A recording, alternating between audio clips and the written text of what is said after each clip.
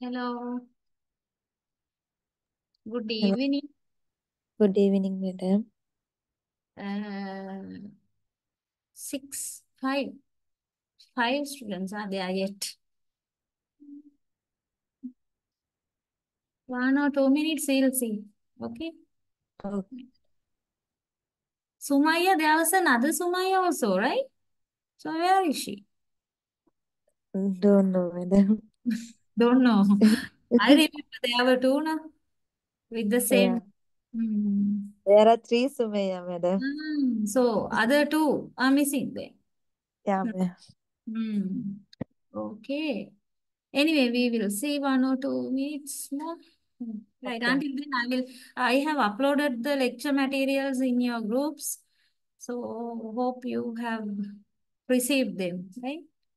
Okay. I will meanwhile share my screen.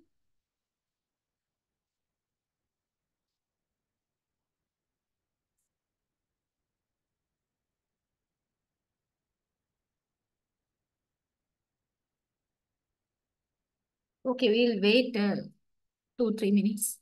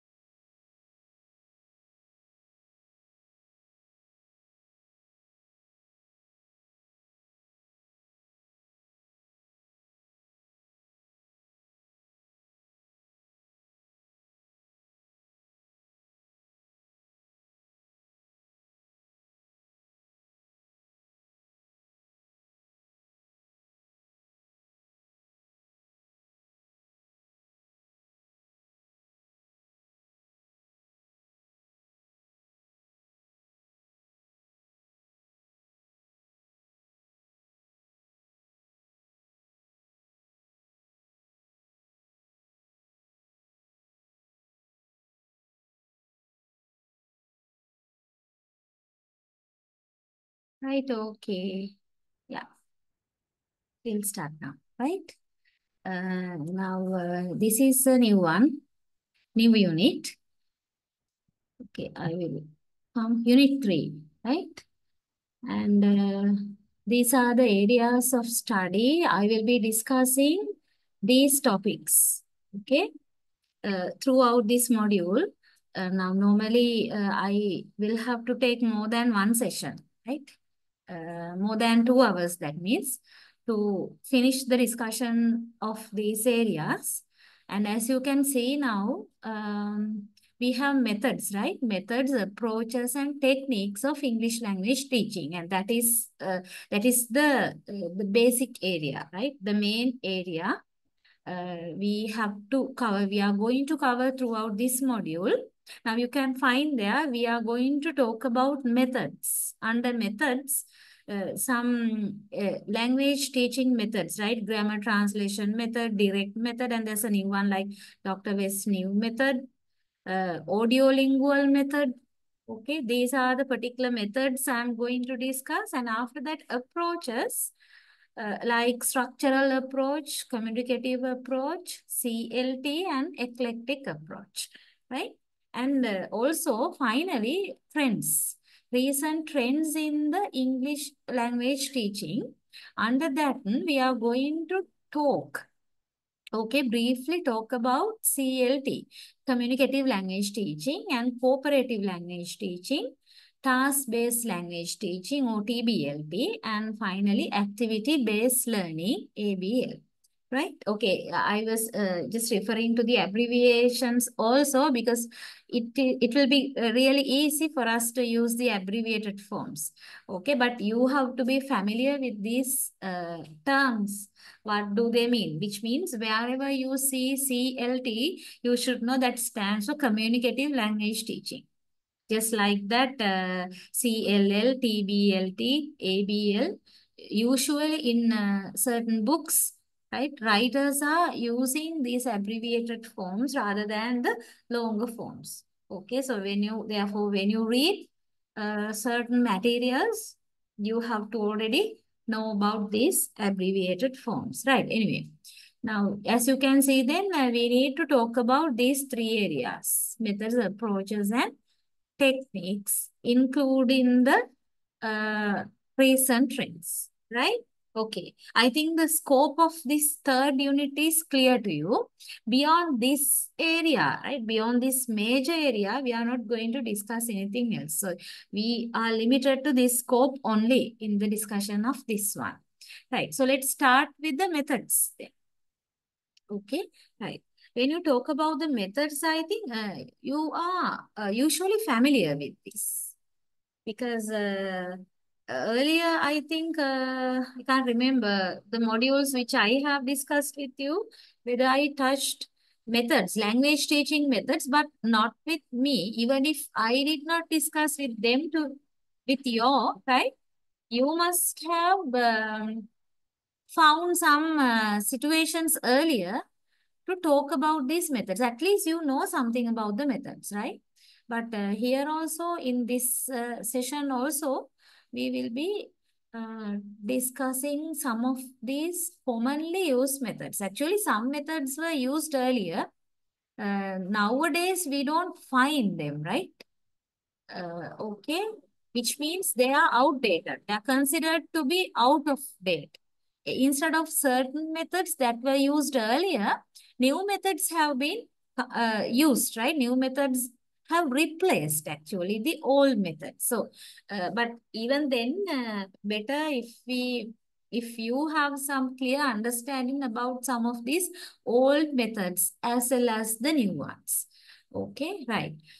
Then, the methods of teaching is determined by the aims for which it is taught. Okay, this is very important idea because now, talking about English language teaching, we can do it in using several different methods like grammar translation method and direct method, audio lingual method. They were the ones that were there earlier, right? All methods. And nowadays we have communicative teaching, likewise eclectic method. Likewise, modern methods have also come, but whatever, right? Whether we have old methods or new methods, this is the important idea. As a English language teacher, you need to decide which method you are going to use, right? Solely based on the aims, right? Aims of the lesson, aims for which it is taught. Okay, why are we teaching? Why are we teaching this particular unit? What do we expect to achieve? Right? That is what you mean by aims. Then according to these aims, the method we choose depends actually. Right. More care is needed when selecting method of teaching a foreign language like English as a second language. Okay. Right. That is clear, no, rather than teaching a native language. If we are teaching a second language or a foreign language, we have to be double careful. Right. Okay. So therefore, the teaching process has to happen in a systematic way, following a particular specific methods. Okay, right. So if the aim of learning, now here you have some different aims, and according to these aims, which method is suitable? Some brief idea, okay? Some examples are there. So what do you think about this? If the aim of learning English is to know the information, right? The learners, right? If the aim of the learners is to, now behind learning English is to know information about the language, then this is recommended as appropriate. What is that? Grammar translation. That is simply, now we are going to discuss these methods in detail. Therefore, I'm not going to get that chance here. But, briefly, grammar translation method, we are giving the grammatical knowledge to the students. Okay, so if the learner needs to get the grammar knowledge only, then grammar translation method is preferable than any other method to teach that particular part or content, right? But if the aim of learning English is for communication purposes, that is totally different from the previous aim, right? For communication, that means we are learning the English language in order to communicate with the others. We want to know English because we are going to use English to communicate with the others. Then it is this direct method will be more useful, right? Okay. So like that, English is learned for many purposes. It's not only communication. Communication is the commonly used purpose that is there, right? And don't think that although communication is treated at the very first place, all the learners are learning English only to communicate. No, their purposes differ. Accordingly, the English language teaching method should be decided by the teacher, right? So it's something like teacher should do a needs analysis and identify the needs, the purposes behind the learners, why they are learning the English language. Accordingly, the teacher has to cater to the learners by selecting the proper method. Okay, but now when you just think about the school situation, that's different. In a school, all the learners, school students, they want to learn English for what? What do you think about that? Right? Why do the learners in the schools want to learn English? As you can think, what is their purpose? If you have the exposure, right? There are some teachers also, but you don't have to be a teacher. You can just think. School students, actually, do they learn English with a kind of purpose? Do you think so? While you were schooling, did you learn the English language with a particular purpose? What do you think about that?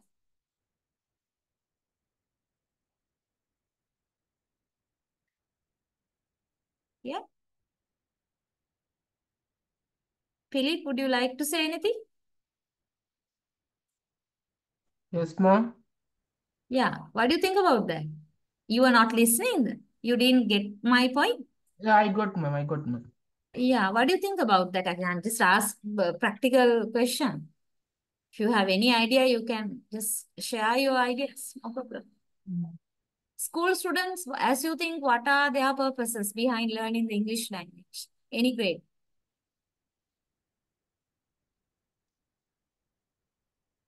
Just to pass the exam. Yeah, I expected that answer. Yeah, just to pass the exam, but not all the students even then, right? Okay, there are some students who learn English for the sake of learning because English is there as the subject, as one of the subjects in their curriculum. And as the teacher is teaching them the English language, they just learn without having even a single purpose behind. Okay, so therefore, these things, the facts we are discussing at the moment, may not apply as they are in the school context. You understand? Right? Especially if you go by the purpose of the learners. But still, there is a point you have to think, right? Point means even if the learners don't have any single purpose, but still you are teaching school textbook. You here means actually I use the word you to indicate the English language teachers, right? Okay. Even if you are not a teacher, you just try to think it like that. Okay. Then you have to decide the method of teaching, not only going after the or based on the purpose of the learner, but also based on the content you are going to teach, right? The nature of the lesson, the topic of the lesson, the nature, right? Accordingly, also you can make decisions regarding which method will work better for you to teach that particular content. That is there, right? Okay, because don't think that it depends solely on the purpose of the learner. So in the school context, the second point would be more relevant than the first one because in a school you don't find the students to have a particular purpose like they are learning the English language to communicate. No, nothing, right? We can't expect, especially thinking about the attitudinal aspect as well as their fear factor, right? We can't expect a particular purpose, but still the lessons vary. Lessons available in the school textbooks vary from each other. Accordingly, you can decide which method will work. Okay, right. That's the idea I wanted to give you here. Right. Then we will have a look at this GTM, right? Grammar translation method. I think you know something about grammar translation method. What do you think about this one? As the term indicates, right? There are two things, no, grammar translation. Two things.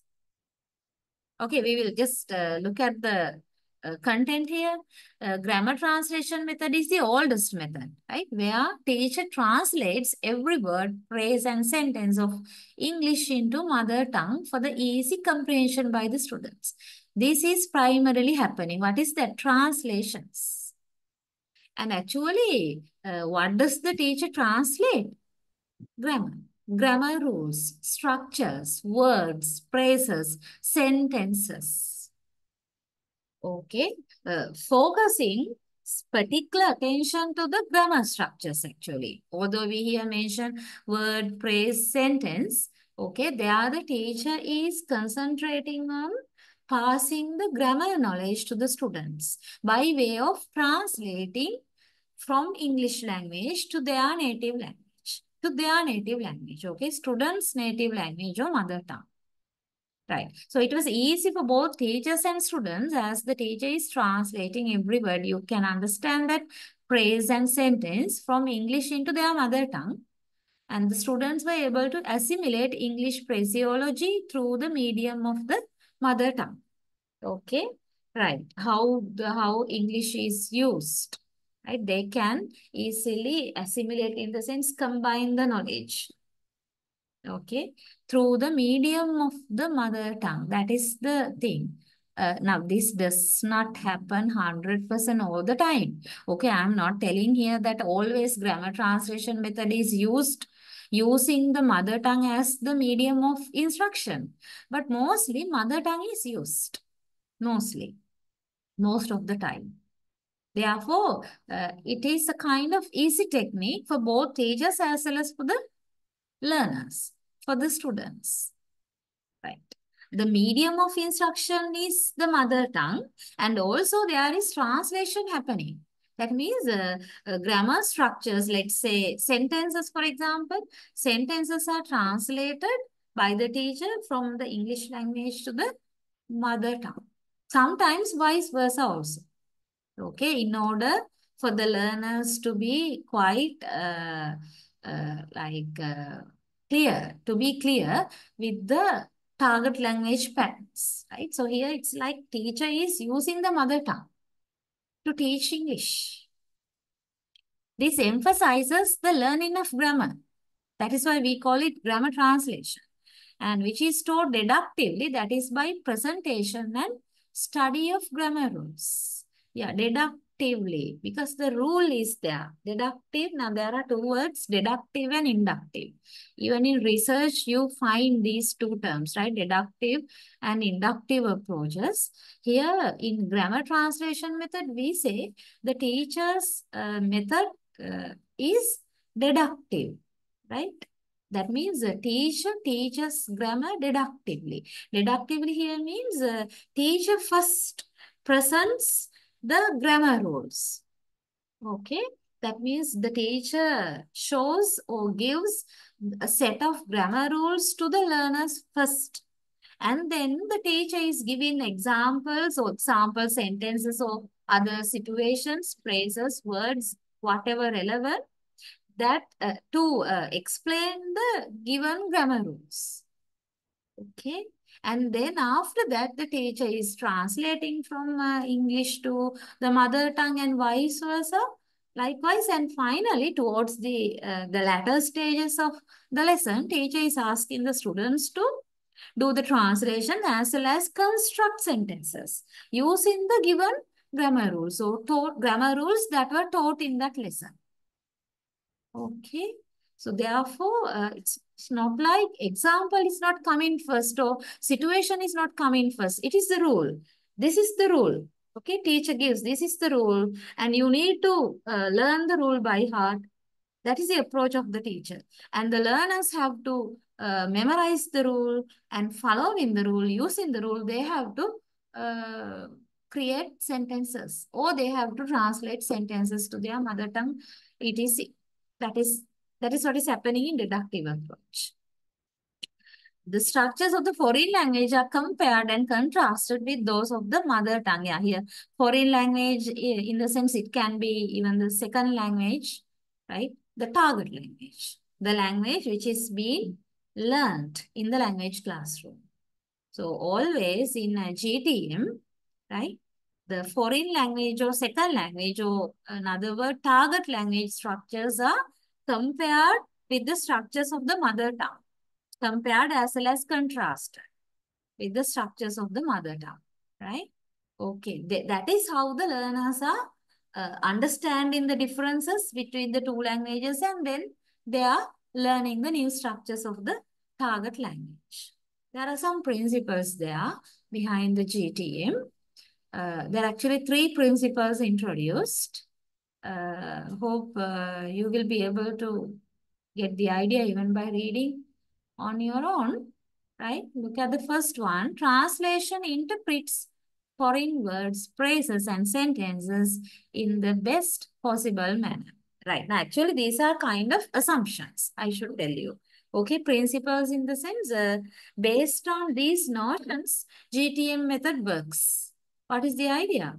One idea, first idea, translation interprets these words, phrases, and sentences of the target language in the best possible manner.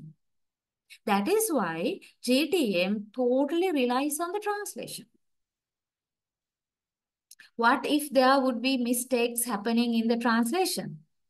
Then GTM will not be successful. But assumption is that translation interprets all the target language items in the best possible way in the mother tongue.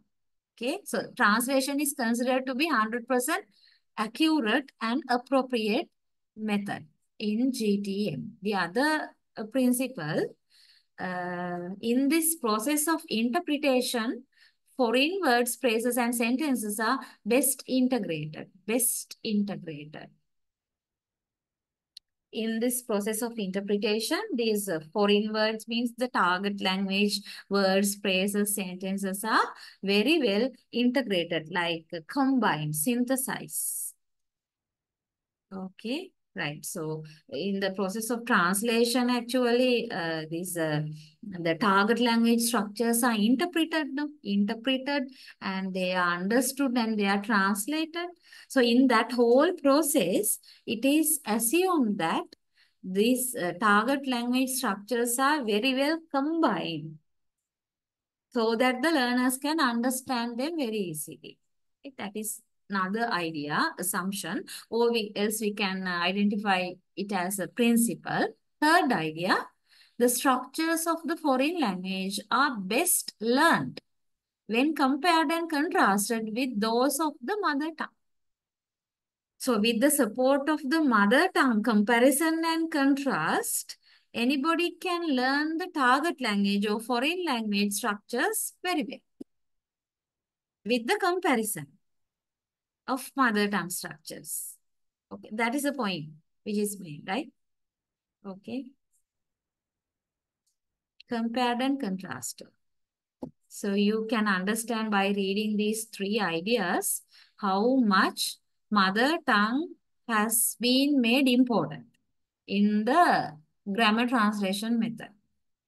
Okay, always it seeks the comparison, contrast with the mother tongue structures.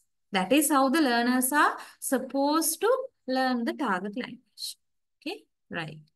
There are advantages. This is the oldest language teaching method. There are advantages. What are they? It's an easy method. Earlier also we mentioned that fact, right? It's an easy method. Why do we say it's easy?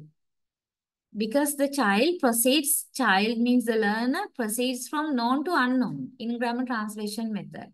The vocabulary and the language using ability in mother tongue helps the learners to learn English easy. Easy method because, right? Because the learners are learning the target language with the help of the mother tongue. Mother tongue plays a huge role here, right? One role is as the medium of instruction. Because when the target language grammar rules are explained, the teacher uses very often mother tongue. So that plays as a medium of instruction. The other role of the mother tongue here is that, what is that? The mother tongue structures are compared with the structures of the target language, compared as well as contrasted. In that sense also, mother tongue is important. The other role of the mother tongue is that, right, the teacher as well as the learners are translating target language sentences to the mother tongue sentences, translations. For the translation purpose also, mother tongue has to be there. That is another role. So there are 3 points there. Why mother tongue is important. So as mother tongue is so much involved, it is easy for both teachers as well as the learners, right? And also JTN helps in building vocabulary. Building vocabulary, how do you understand that? Because you know, translation works, right? Involves vocabulary, right? Now, just simply think that for you I don't know whether you have ever tried to do translation, right? But if you have ever done, you know what I'm telling here, right? For us to translate even a single sentence from one language to another language, we have to be quite proficient in the vocabulary of both languages. Okay? We have to know the vocabulary of both languages. to a good extent. So when you are translating more and more, then what will happen? Your knowledge on the words, vocabulary will increase more and more. So it helps in building vocabulary, right? Very rapidly. Yeah, as this method avoids difficult definitions or lengthy explanations, the learners are able to grasp the exact meaning of words.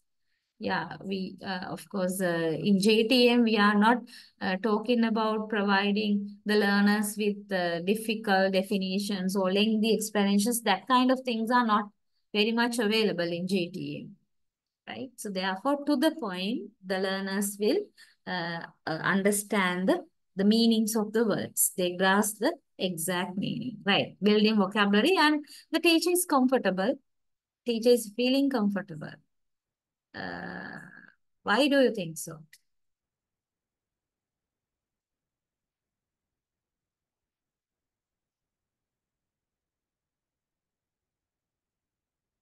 Because Yeah, the teacher is explaining them with the help of their mother tongue. that is the thing, right? So use of further audio visual aids, actually preparation time, the effort, right? You have to put into the preparation of the audio visual aids. That kind of things are not available here, no, right? So there are the teacher is producing her own ideas, as you said, yeah, using the mother tongue. So it's quite easy for the teacher, right? She or he is feeling comfortable, right? Yeah, that is it. And please go through the notes, right? I'm not reading all the lines anyway. Comprehension is easily tested. That is another advantage. Testing the students' comprehending ability in English is easy, as they are permitted to tell the answer in their mother tongue. So that is the reason. Comprehension is easily tested because comprehension is also tested using the mother tongue. That is why easily tested. Okay, even though it's easy for the teacher as well as easy going for the learners. And proper grammar is taught easily. This is another important advantage, the last point you find on screen. Okay, English grammar is taught very easily by comparing it with the grammar of the mother tongue. You know, teaching grammar is not that easy, you know. What do you think about that one? Teaching grammar, if as a teacher, if you do not give the point, exact point, right? It's like maths, no? Grammar is like maths. If you go wrong, everything will go wrong. Now your constructions will be wrong if you introduce the wrong grammar rule to the students, right? Even if you are vague in your explanations, if the students will get it in a wrong sense, right? Whatever the things they produce, sentences they write will be wrong. So teaching grammar requires very careful attention, proper grammar. It's a challenge, right? Teaching as well as learning. But when you think about the grammar translation method, actually, this teaching grammar is actually it's easy using this method, because mostly the teacher uses the mother tongue. That is one reason. And the other reason is that this comparison with the mother tongue, it makes it easy for the teacher, mostly for the learners, rather than the teacher even. Okay, difficult grammar, they can get very, very quickly and effectively uh, when they follow this translation method. And the most important thing is actually this knowledge will retain in their minds for a long time. It's not like learning something quickly, right? And the memory will last temporarily. Here it's not like that. The knowledge will go deep rooted in the mind, right? The knowledge will retain in the minds of the learners. So therefore, that is also another advantage. And there are disadvantages also. Could you please quickly go through these points? There are 4 points. Then I will just quickly go through, right?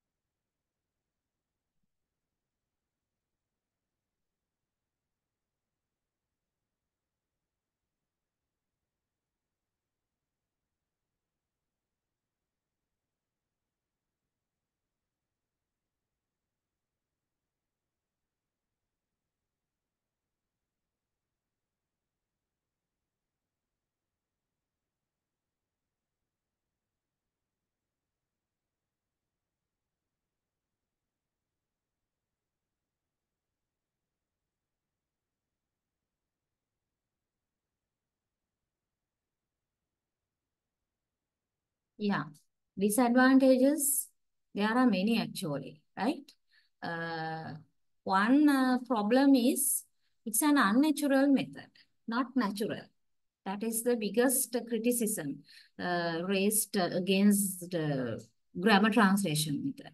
Okay, why do we say it's unnatural? The logical sequence of learning a language is listening. Now, this is the order. Now, normally, when we order the four skills of language, right? We follow this order: LSRW. LSRW. That means listening, speaking, reading, and writing. But here in this GTM, what is happening? Learning process is started from reading and writing. That is why we say it's not natural. Usually the natural, okay, uh, process of learning comes first with listening, right? The learner listens first. Then try to speak what the learner has listened, right? And then only after listening and speaking only reading and writing come. But here in JTM, all of a sudden, the learner is made to read and write because it's translating, right? Translating from uh, mother tongue to target language as well as vice versa, from target language to mother tongue. So it involves reading as well as writing, which is going against the natural procedure. And because of this reason, that our graduates are not able to acquire language skills. In English, even after studying English for more than, right, 13 years, even the graduates have this problem. Inability to acquire language. The inability to acquire in the sense, inability to use language naturally. Because it is not LS first. It's reading and writing, right? Okay, so JTM worsens that problem. And speech is neglected, another issue. We don't give priority, sometimes no chance, no opportunity to improve speaking aspect, right? You know, language is primarily speaking now. Even in linguistics, we talk about the spoken aspect, not the written aspect. And there are, as you can see, languages in the world that don't have written forms, right? They have the spoken forms only. But what if we neglect that very important point?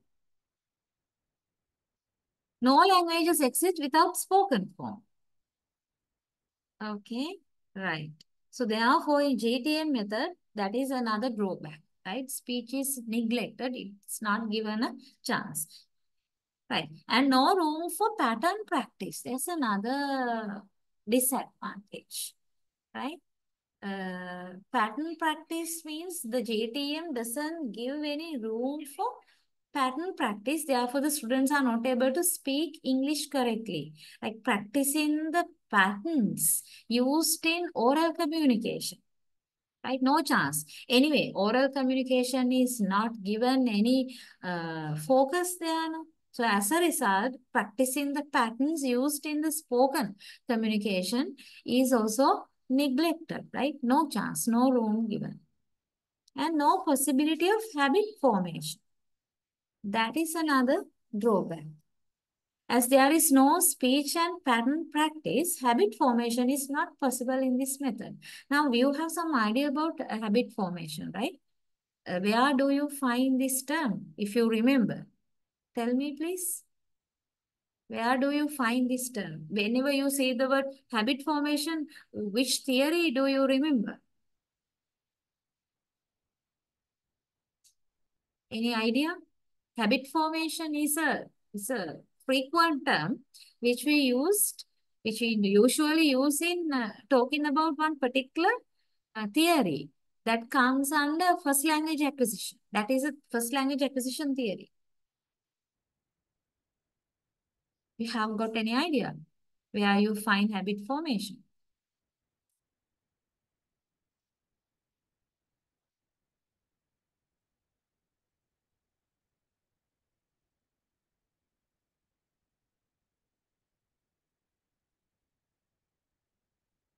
Please give me 1 second. Right, an urgent message is there, please.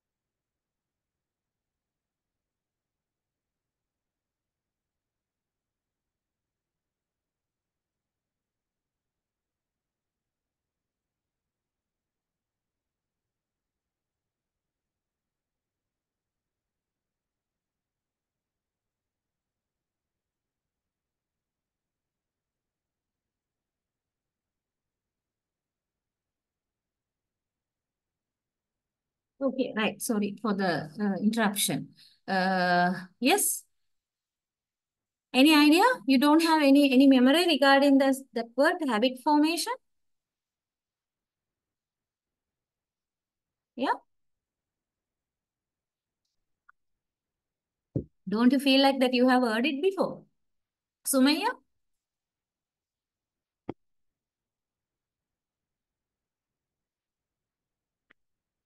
Hello? Can you all hear me? Yes, ma'am. Yes, What about ma'am. habit formation? No idea. Yeah. What do you think about this behaviorism? Have you discussed behaviorism before? Yes, ma'am. Then what about habit formation? It's there, right?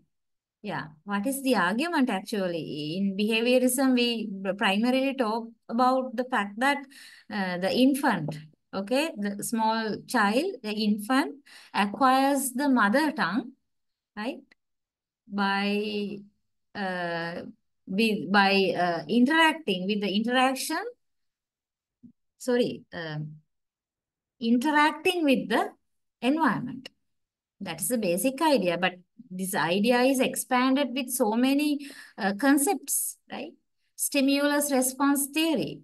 SR principle we say in behaviorism, the infant acquires language by means of responding to the stimuli provided to him by maybe by the parents or the elders or the caregivers, whoever in the surrounding.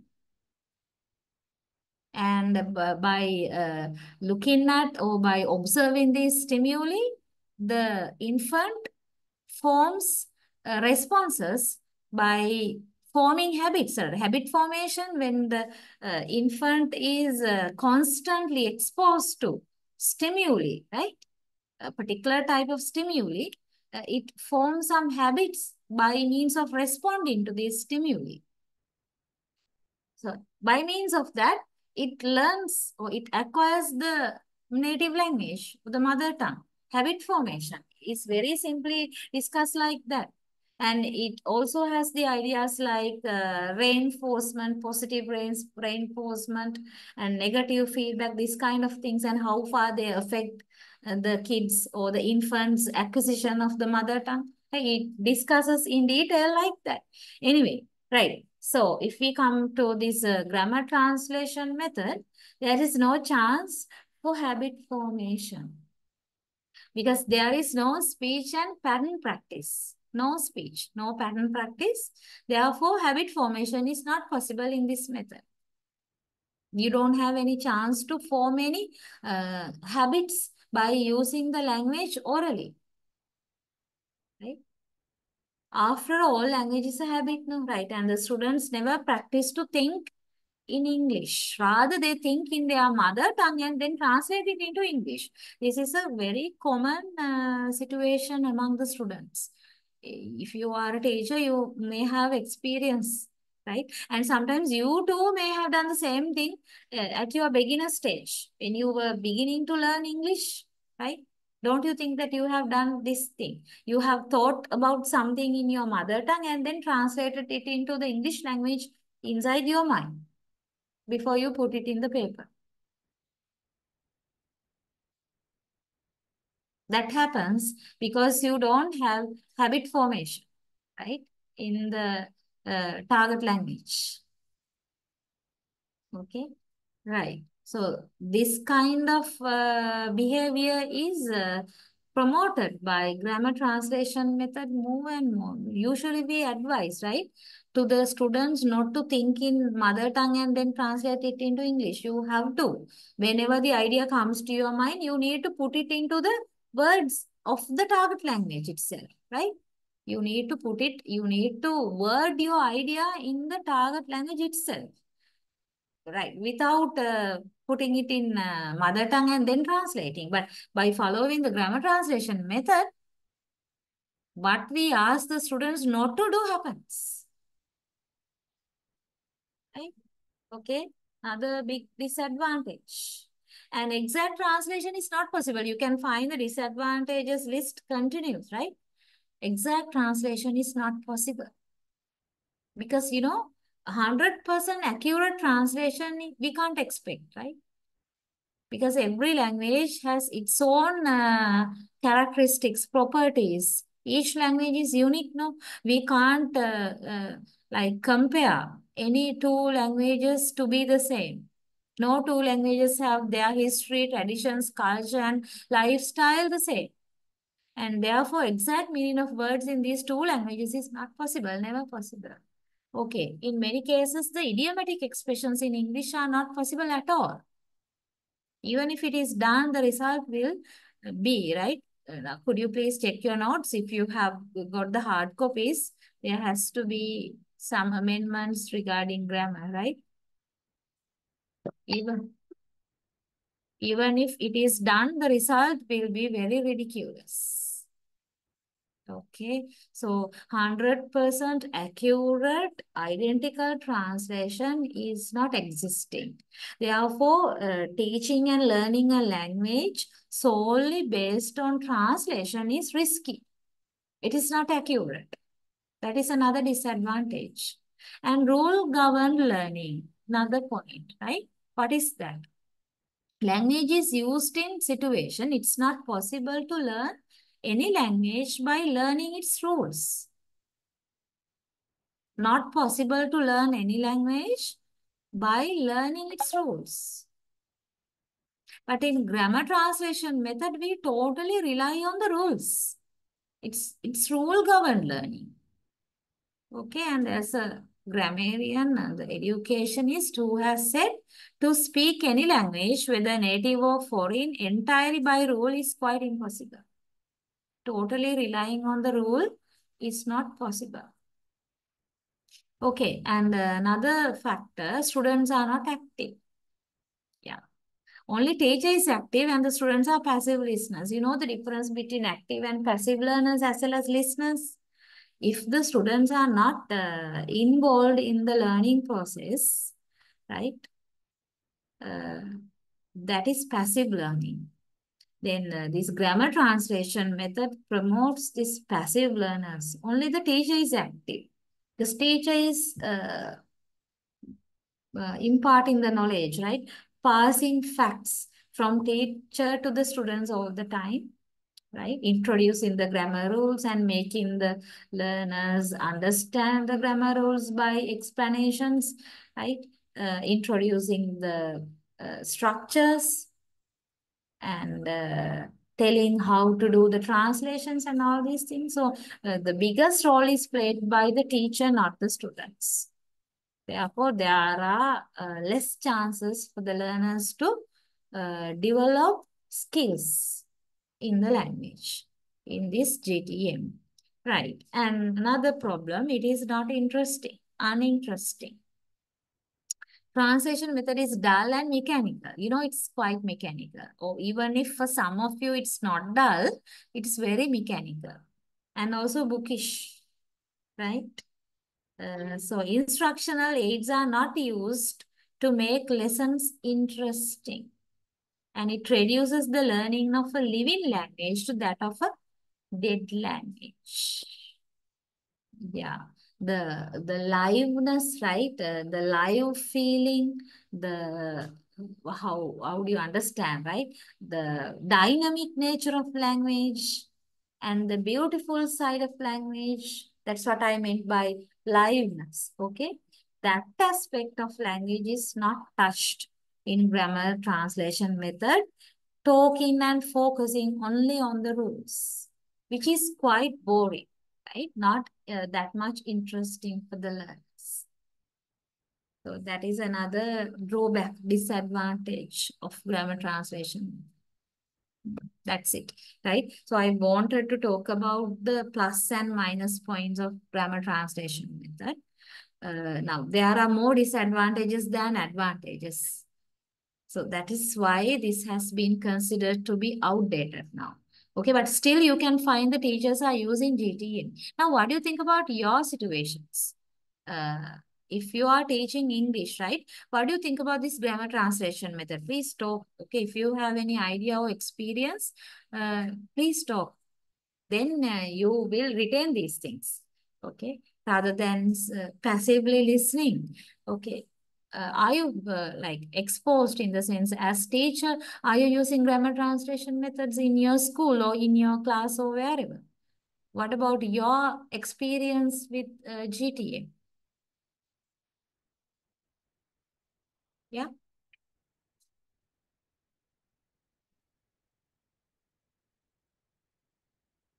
no exposure. You have not learned using grammar translation method, or you are not teaching using grammar translation method. Either way, you are not familiar with this method. Is that so? Or you have some sort of experience in learning or teaching?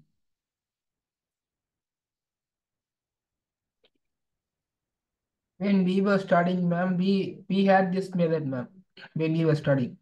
When you were studying, your teachers have followed. Is that so? Yes, ma'am. So what do you think as a learner? From learner's point of view, Philip, then is it effective? Has it been effective? Have you learned anything fruitfully by using a GTM as a student, as a learner? No, ma'am. Really? Yes, It has not been useful.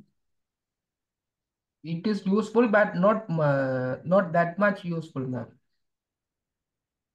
Okay, right, right, right. So as teachers, is there anybody who has experiences in using the GTM? As teachers in your schools or anywhere, wherever you teach?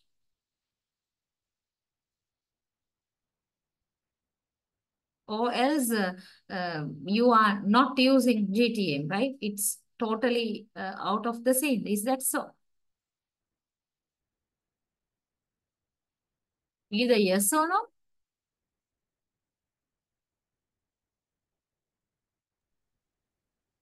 No idea. Right. Okay. Better if you could talk, right? Because these things are very practical things, very much practical. Especially if you are a teacher, you may have quite a lot to talk and share with the others. So please get that chance. That's it, rather than silently and passively listening to these things. I'm opening the forum for you all to share your ideas here, right? Okay. Anyway, then I think you got some idea about the GTM, right? Next, we have direct method. Direct method is different from grammar translation method, right? Actually, it's a kind of method that has been introduced instead of GTA. It's a method that has been used to replace grammar translation method, right? Okay, so if a language is stored directly where immediate association between experience and expression in words, phrase, and meaning is possible, then there are all possibilities for this is the argument. Okay, I will go through that part again. This is the argument behind direct method. See whether you catch that idea. If a language is stored directly, right? Where immediate association between experience and expression, immediate association between experience and expression in words, phrase, and meaning is possible, then there are all possibilities for learning the language. The simple idea is a learner can easily learn the language, right? If the experience he gets in using that language, right? Using means in receiving as well as producing expression. If there is a close connection between these two elements, these two parts actually, right? In observing, getting a language as well as in producing a language.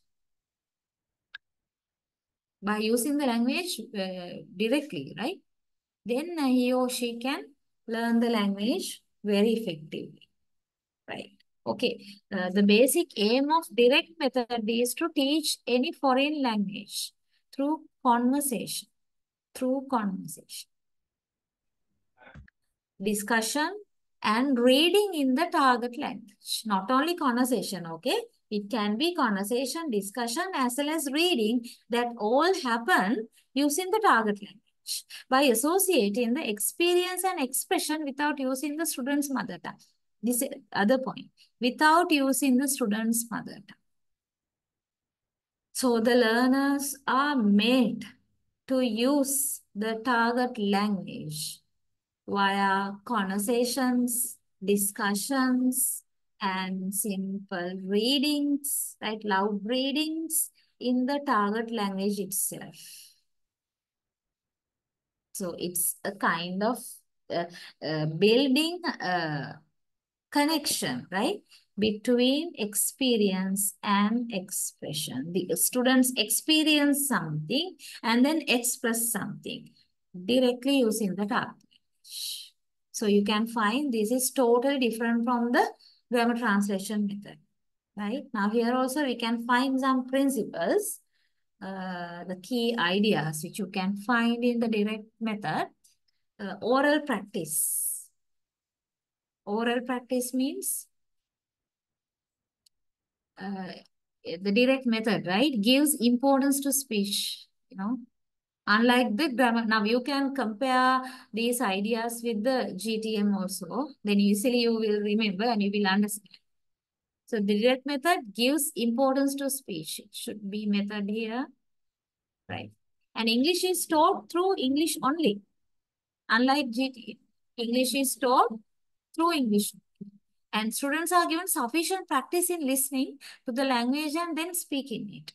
Listening, they are made to listen to the target language and after that, speaking. So it clearly follows the proper and natural order. LS, listening, speaking, and then reading and writing. Okay, oral practice is given the prominence. It helps the students to associate with the objects and ideas for which they stand. Right. Okay. Oral practice is there in direct method. And restrain the mother tongue. Another principle, another idea. Mother tongue usage is restricted. Because, you know, there English is taught using English now. Now, understand this point, right?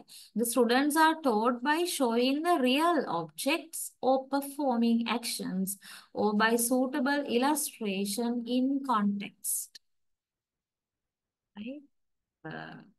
The visual aids are there and even these visual aids are mostly real here.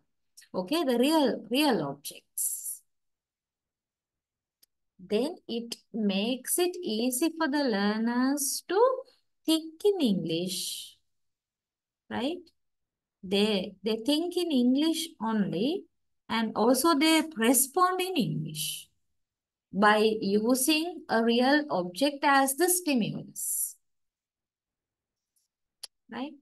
Okay, and the sentence is the unit of speech. Okay, catch this idea also. Sentence is the unit of speech. No single word is missing. In English has a single meaning. Word. Please, all of you do these amendments, right? No single word in English has a single meaning, right? All the words have connotative meanings.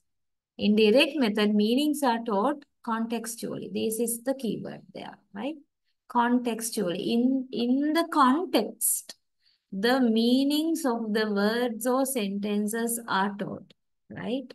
They have to grasp the idea, overall idea, being familiar with where they are used, the situation or the context.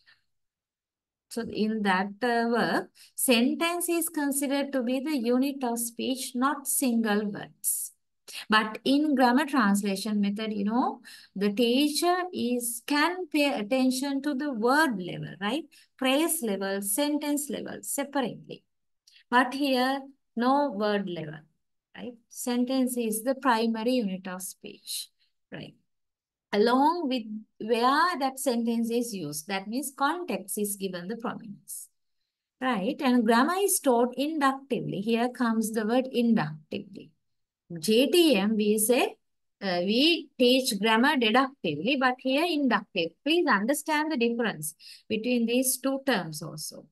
Inductive method of teaching grammar is always good for the learners, right? As it makes the learners to frame the rules from the language they learn. Okay. So they are able to comprehend the language well and frame the rules of the language better. So what is happening in inductive way of learning grammar? Inductive learning means from the language. That means, okay, just consider it like this. Teacher gives a paragraph, for example, okay, gives a paragraph to the learners.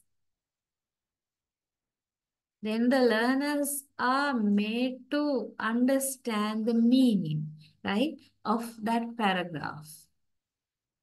They have to understand the linguistic function, the functional aspect. What does that paragraph mean?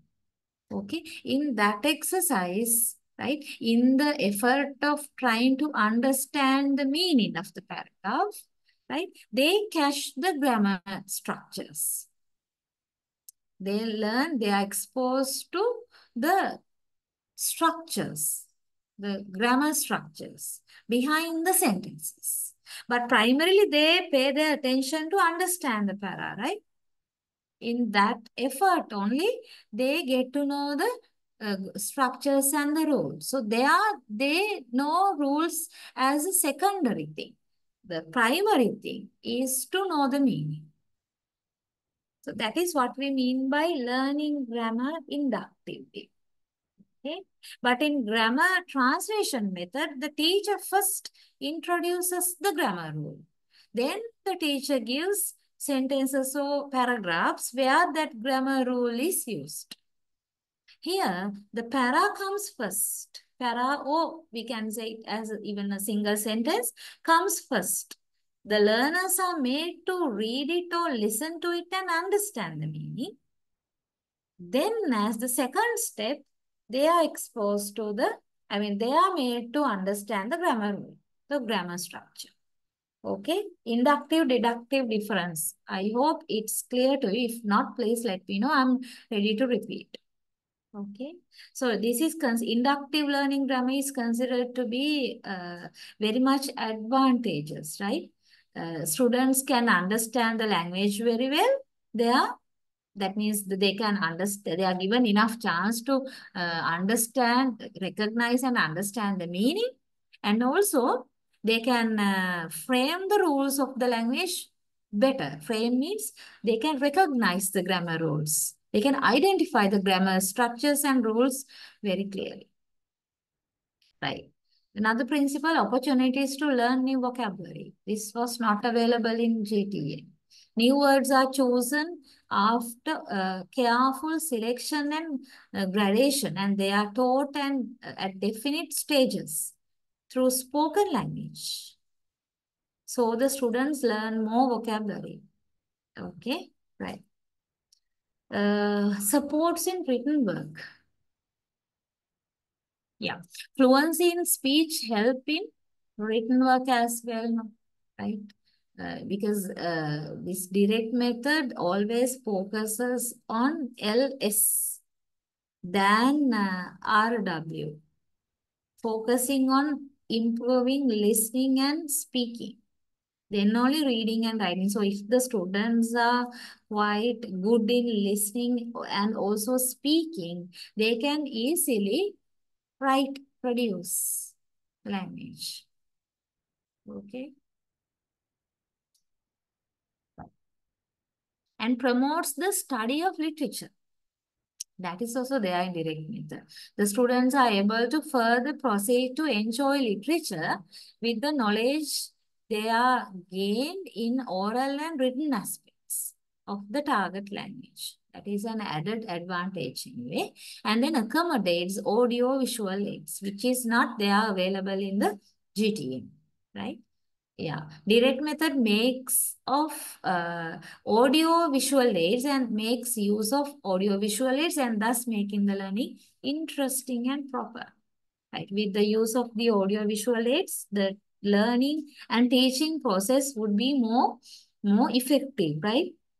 The learners might feel it more interesting, and the teachers can feel it like effectively the content can be uh, delivered using audiovisual aids. So these advantages with the use of audiovisual aids are available in this method, in the direct, because of the accommodation of audiovisual aids, right? So there are 8 different ideas behind the direct method.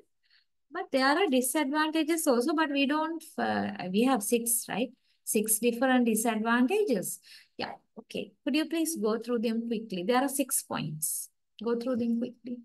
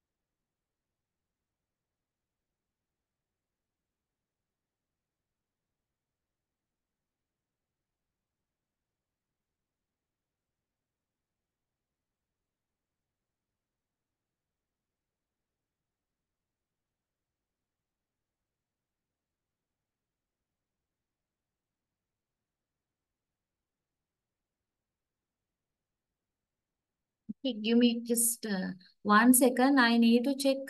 I think I had a small video of direct method. I need to go and check it. Therefore, I close my screen, okay, for 1 or 2 minutes. Please go on reading the disadvantages, right? Give me few seconds for that.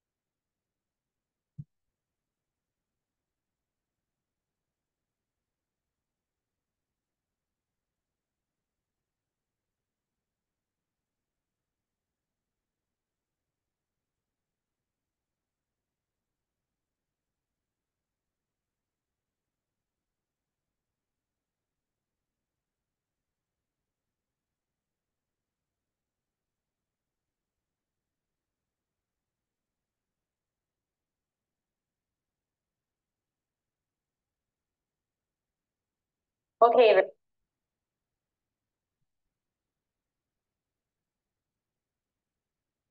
Right.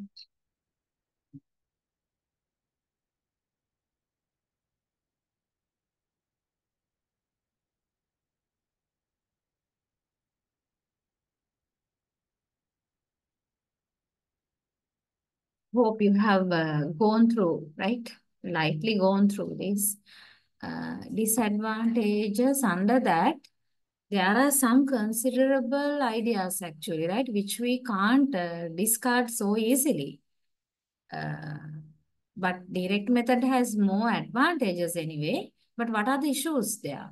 One argument raised against this method is that it is not complete method. It's not a complete method, incomplete. Based on the reason that reading and writing aspects are not concentrated more, right? Reading and writing are neglected. Mostly, direct method gives attention to listening and more than even listening, speaking. So there's no balanced language development within the student. Okay? That is one idea.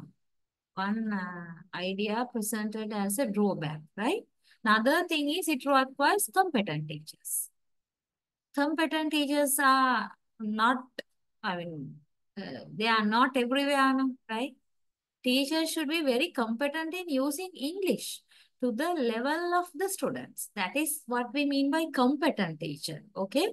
Otherwise, we are not here talking about the qualifications, teacher qualifications or anything else. Teacher should be able to cater to the requirements of the particular level of the students. If they lack in communication skill, in English and stumble and this kind of things happen, then they will resort to other way of satisfying students, which are quite detrimental to both students and the system. Right? If the teacher, the idea is this actually, simple idea is this. If the teacher is unable to convey the message to the learners by means of communication using English, then what does the teacher do? Teacher can try, teacher sometimes, most of the time, teacher may try to communicate the idea to the learner in other way. If the communication using English is not convenient for the teacher due to many, whatever reason, okay, teacher might find another way to pass the message, which may not be accepted in direct method. That's the problem. And that will be disadvantages to the learning process of the learner. The primary goal of learning will not happen. Okay, right. So that is the problem. So we always have to have competent teachers. And scarcity of the competent teachers might, it can create this one of the disadvantages there. Right. And on the other hand, it demands linguistically qualitative students also. Quality students. If the students are unable to understand what the teacher is teaching using the English language, right, then it is a problem. They will not get the idea, they will not get the language, right? Plus, the students should have the interest, the competency, proficient level of English, plus the interest.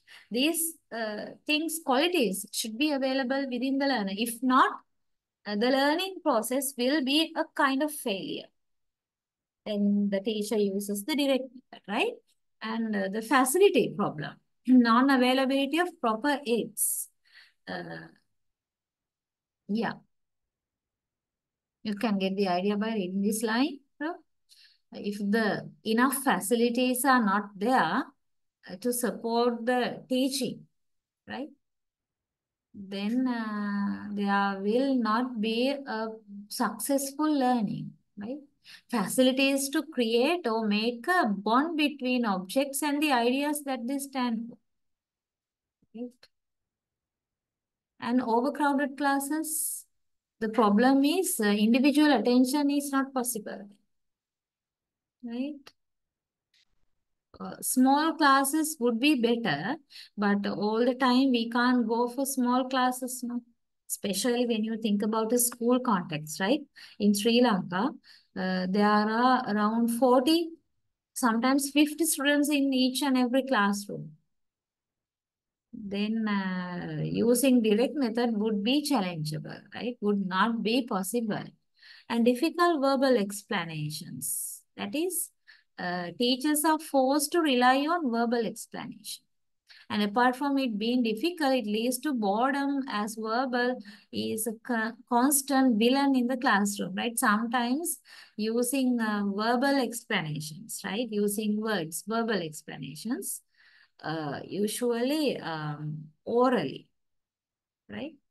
Would be not all the time interesting for both parties due to the difficulties of explaining using words orally on the part of the teacher, on the part of the learner, having to listen to the teacher's oral verbal explanations all the time. It might make the students bored, okay? Right? They might lose their interest gradually. So that is another problem, right? There are 6 different issues we need to think of as the drawbacks, disadvantages of the direct method. Okay, before I move on to the audiolingual method, I just thought of showing you this small video, right? It's a very small one, only 3 minutes one. Just have a look at this and get some idea about how direct method can be used. Actually, this is not from Sri Lanka, right? A foreign one. And also, other factor is this, this teacher teaches English language to the learners, right? In online classroom, not in face-to-face classroom, right? Online one. But just look at this, watch this, and try to get some idea about how direct method is used. Okay, right. Please tell me if you do not hear the sounds, okay? Right. Everyone. They are, everyone. They are studying at school. They are studying at school. Repeat. Excellent. She is speaking English. She is speaking English. Repeat. Good. He is writing on his book. He is writing on his book. Repeat. Good. I am walking slowly. I am walking slowly. Repeat. Excellent. They are running in class. They are running in class. Repeat. Excellent. Now, I am dancing. I am walking. I am running. Now, what am I doing right now? Yes, you are. I am dancing. Very good.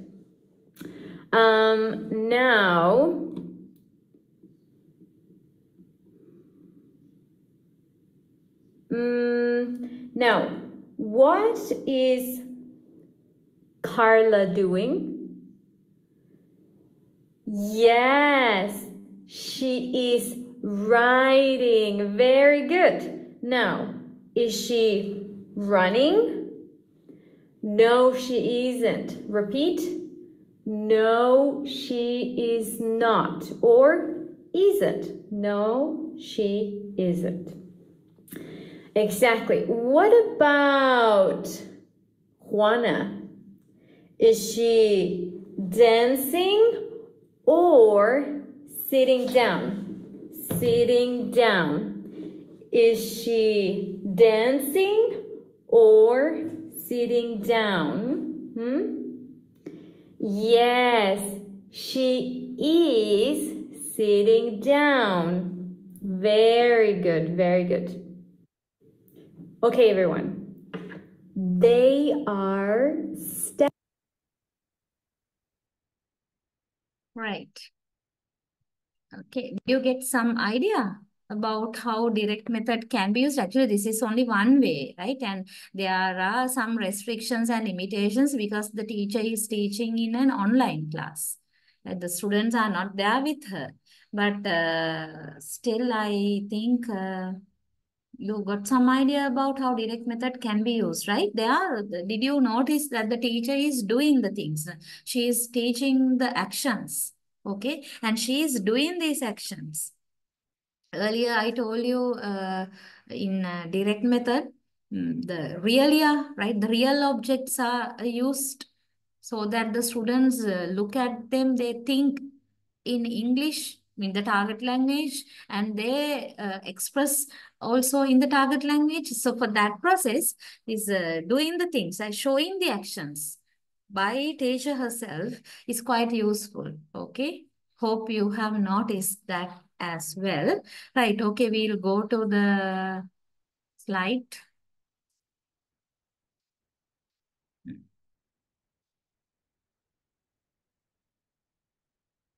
Right. Okay, then next we have to move on to audiolingual method, right? The third method, audiolingual, right? So there is a brief introduction to that. We will go through it. It's called army method as well, right? It's a style of teaching used in teaching foreign languages. And it applies equally to teaching second language as well, okay? This method was emerged at the time of World War II, right? And it's almost equal to direct method as the foreign language is taught directly. In audiolingual method also, the target language is taught directly. And this consists LSRW as the logical sequence by the learner, right? Should learn the language, right? LSRW earlier I introduced listening, speaking, reading, writing, which is the natural process. Okay. Listening is important in developing proficiency in speaking, and speaking is effective through listening. So see the interconnections among these four skills. Listening is important in developing proficiency in speaking, right?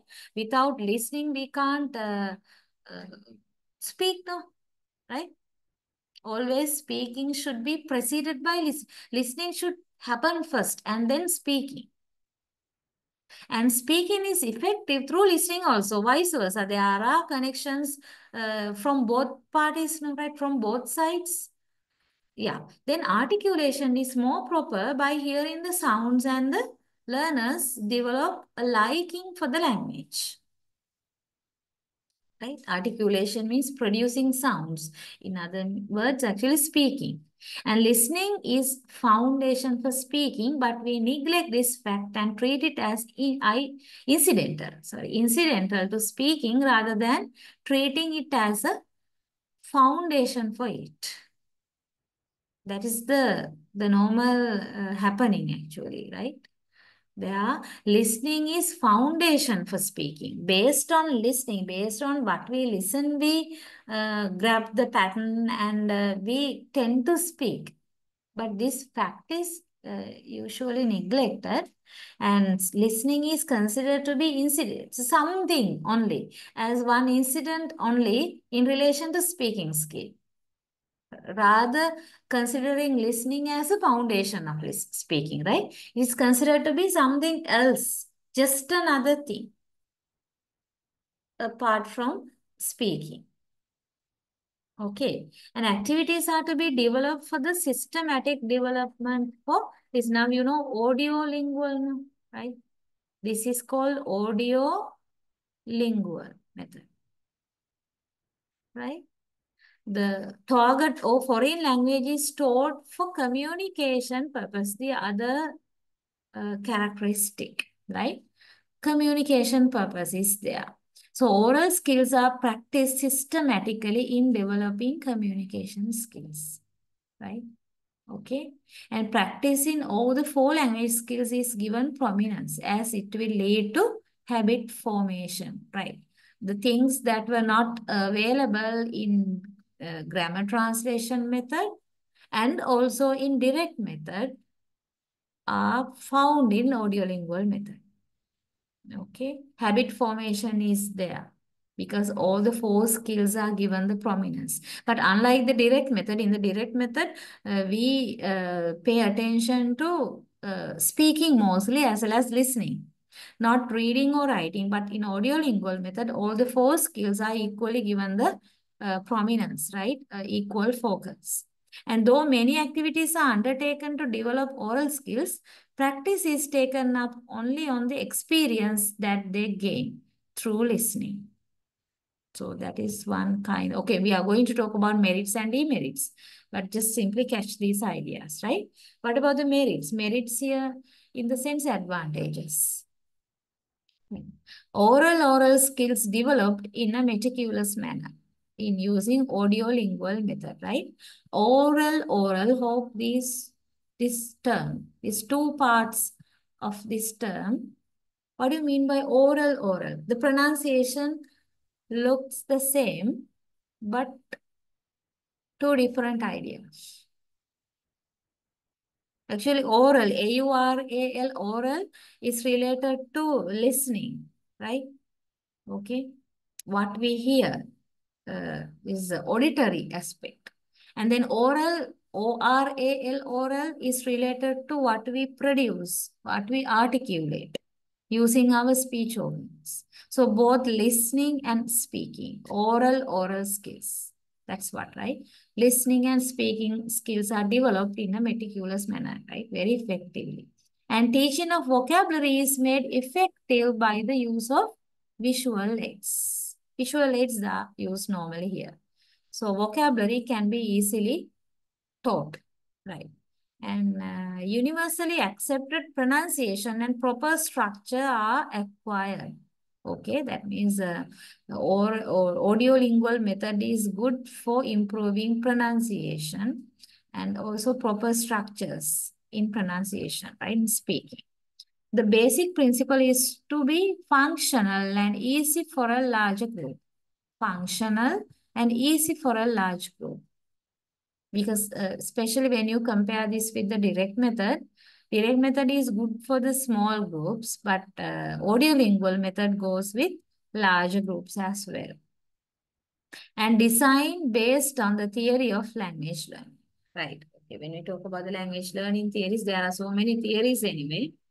Especially when you talk about the behaviorism, innatism, interactionism, right? This audiolingual method functions in line with the theories related to language learning. Demerits are there, disadvantages.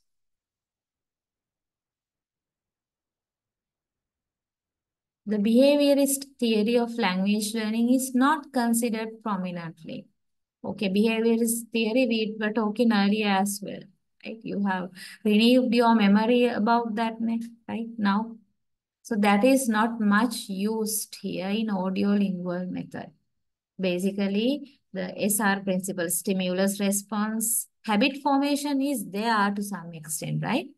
But other than that SR principle, reinforcement, positive reinforcement, and negative feedback, right? These kind of concepts are not very much considered there. That's the point, right? And the method is almost guided learning as it is dominated by the teacher. Another disadvantage, practical problem in audiolingual method, right? Here also, the teacher is taking the upper hand, right? The domineering character is the teacher because this learning is totally guided. Teacher is guiding, controlling the learning process here. The learners are not given freedom to listen and speak, read, write. Okay, everything is under the control of the teacher. And because of that factor, the learners are passive and they don't have much control over their learning. They don't have the control, the teacher has the control. Okay. Teacher decides what the learners should learn, what they should not learn, and what the learners should do, what kind of exercises do they have to do, right? Everything is decided by the teacher. And the scope for learning analytically is not there as it demands pattern practice, drilling, and memorization over functional learning, right? Learning analytical, that means analytical learning is not available. Because in analytical learning, these things are there, no? Because it demands pattern practice, drilling, right? Means repetition, memorization, right? These kind of things are there in audiolingual method. Okay, pattern practice, drilling, memorization.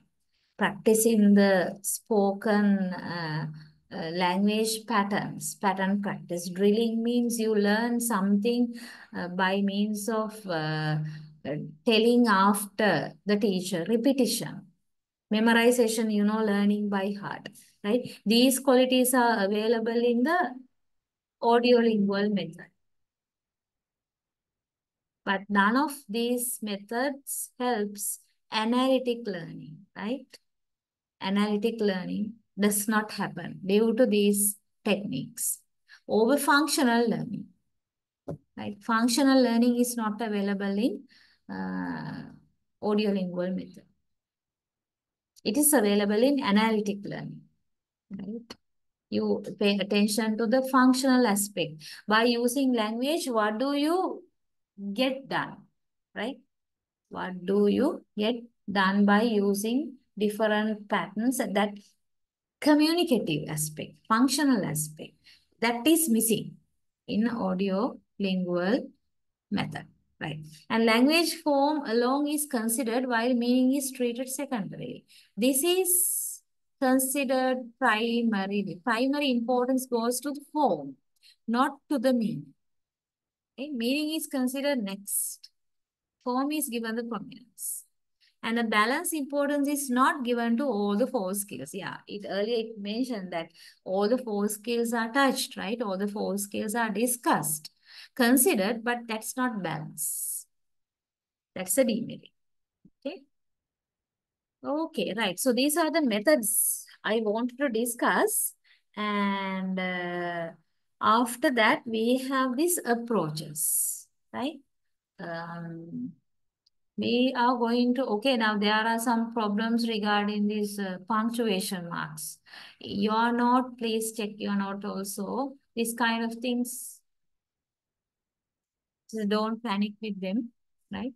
Actually, certain parts I have taken directly from the manual. If you have the manual, you also can refer to that, but I have made it simplified, right?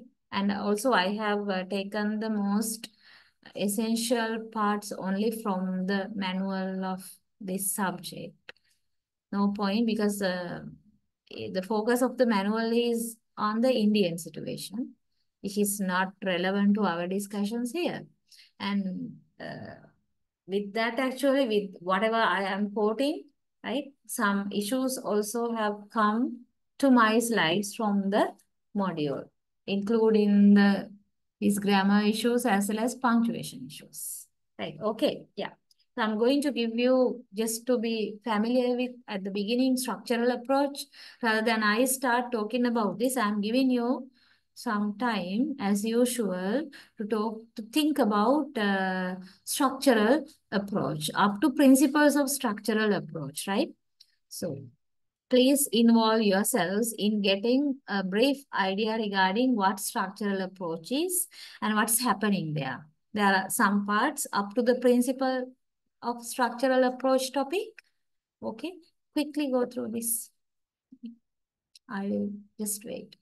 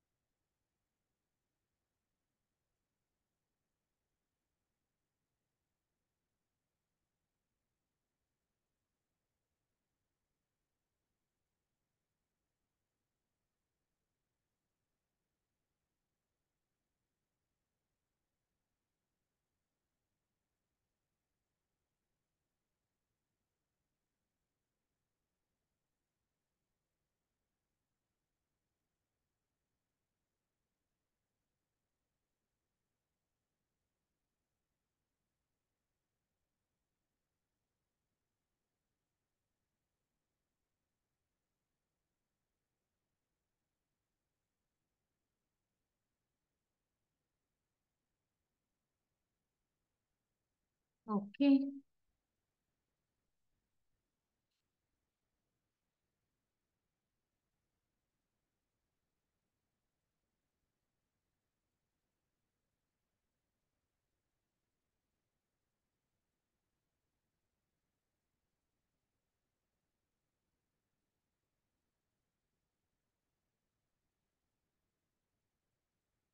You have some idea regarding the difference between method and structure.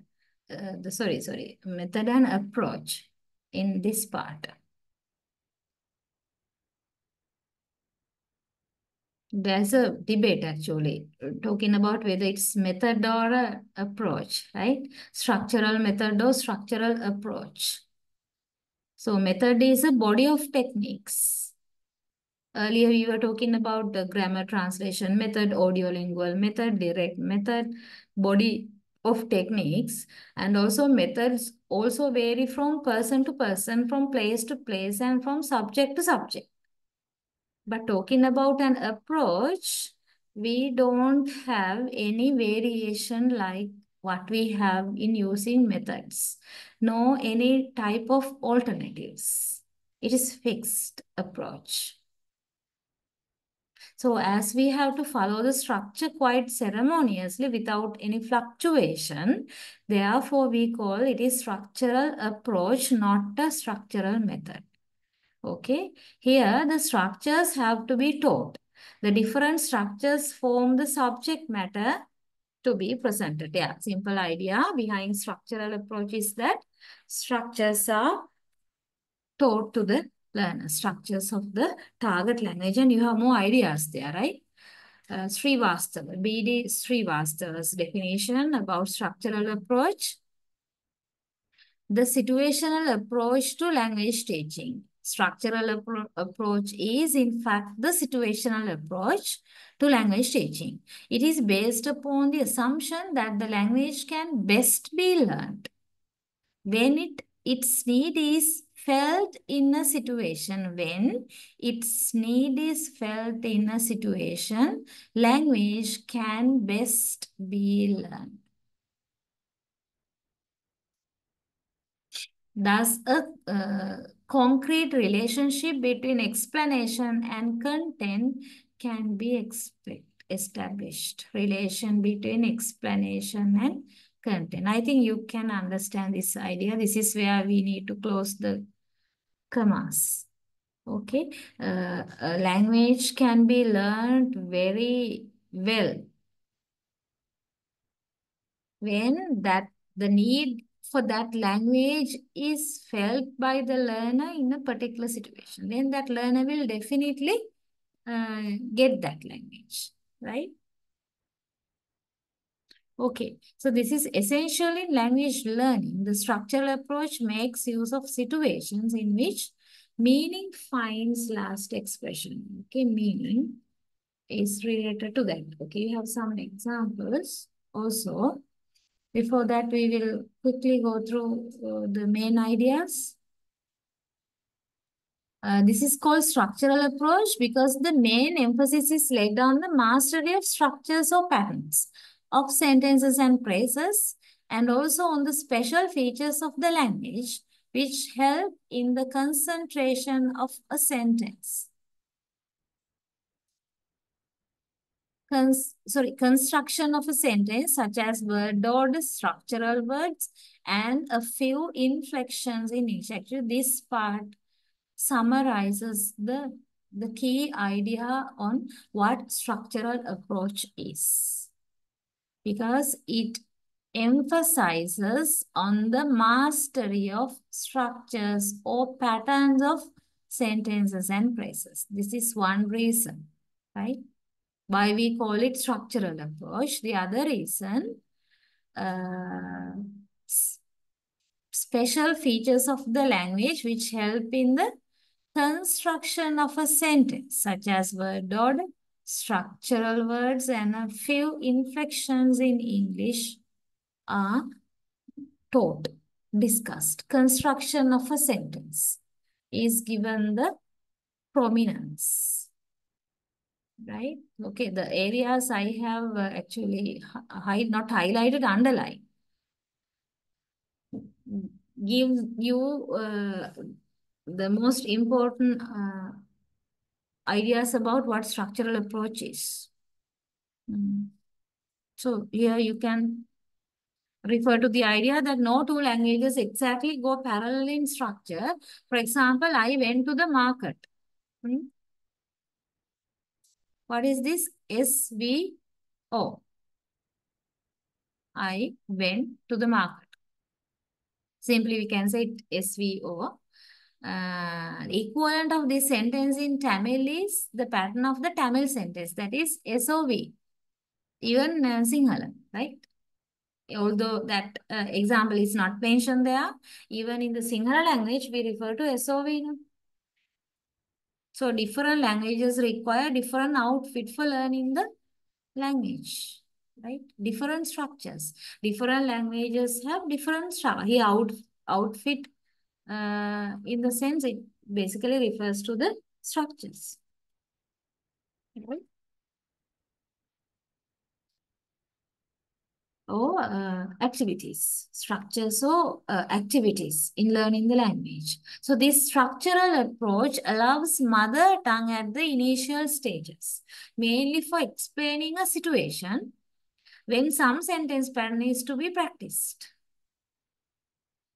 And it does not allow translation of structure which is to be practiced because the same theme is presented in different structures in different languages. Hope you all are following these ideas, okay? I'm simply reading the lines here. The learners are given drill of the structures till a habit formation is made on the structure. So by reading this part, I hope you understood the fact that structures are given the prominence here, okay?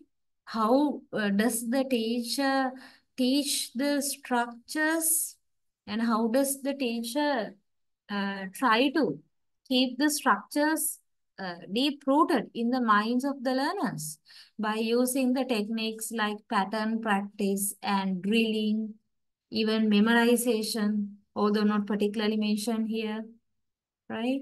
That kind of techniques are used.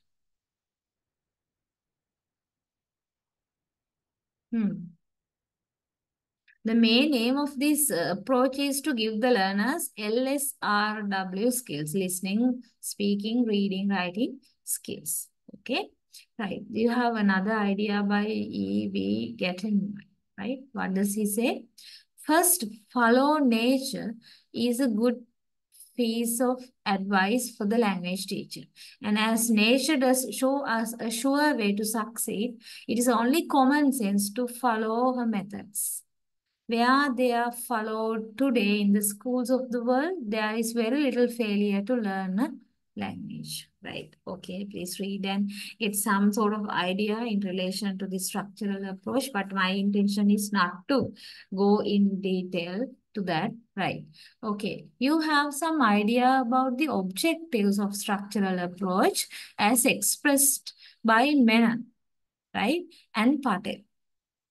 To Indian educationalist, right? Menon and Patel, objectives of the structural approach. Okay, so we'll go down quickly. Right, what is the first one?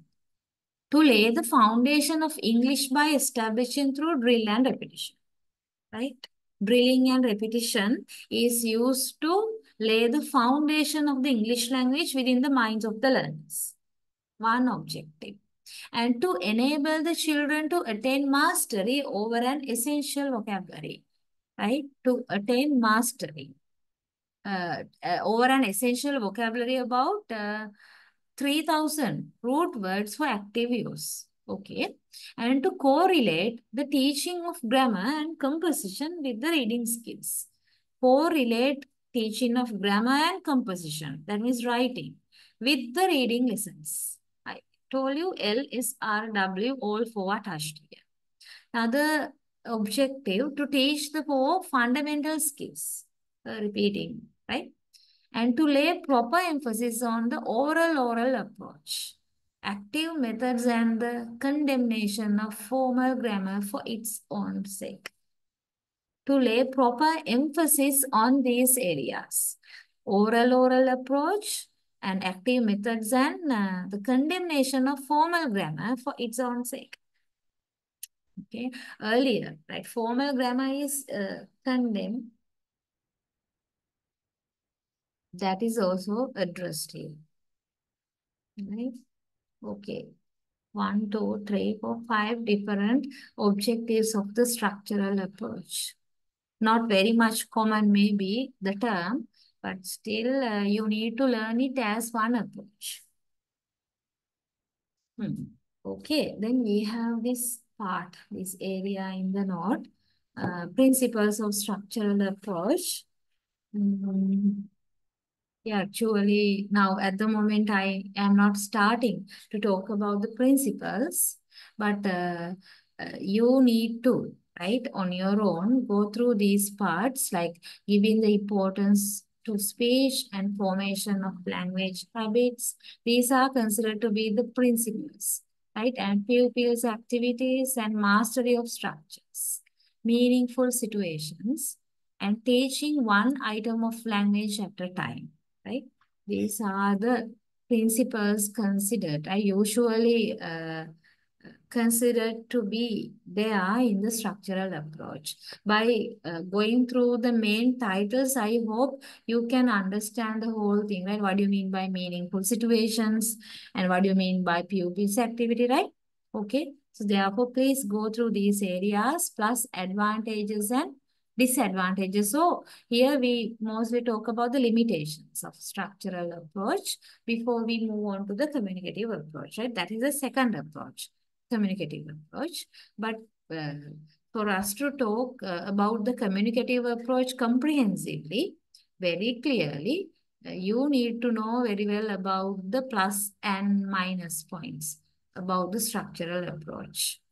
Therefore, principles and these advantages and limitations.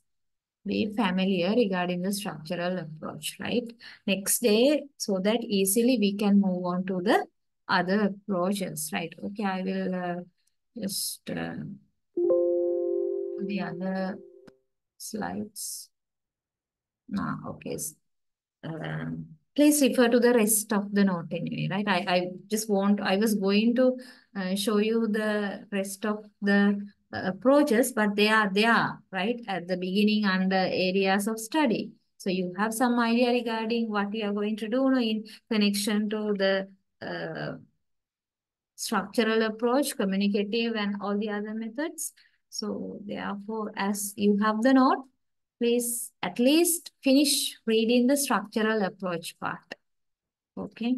And we will meet in the next session with the communicative approach. I will brief structural approach, but still you need to do your job. Okay. Right. You need to read it. Sorry. Okay. So today, too much talking. I'm talking and talking and talking, and you all are supposed to be listening only. But these are being theory parts, right? I need to explain the basic things. So that's what I did. Right. We'll continue our discussions in the next day, right? As usual. Then good night, all of you. Good night, Thank you. ma'am. Good night, madam.